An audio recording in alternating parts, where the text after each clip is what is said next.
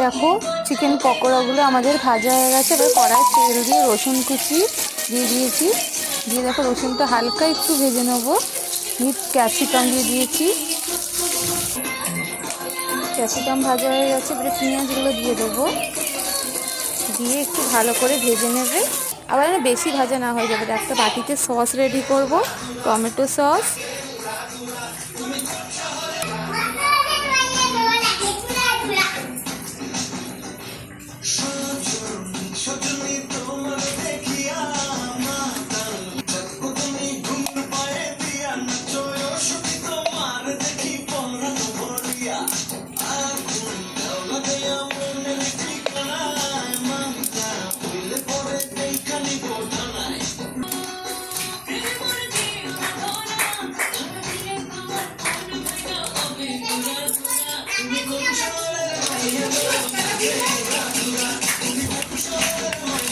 Mix করে নিয়েছি। দেখো রেডি হয়ে গেছে।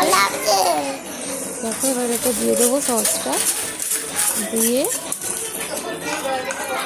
এটাকে একটু ভালো করে নাড়াচাড়া করে নেবো।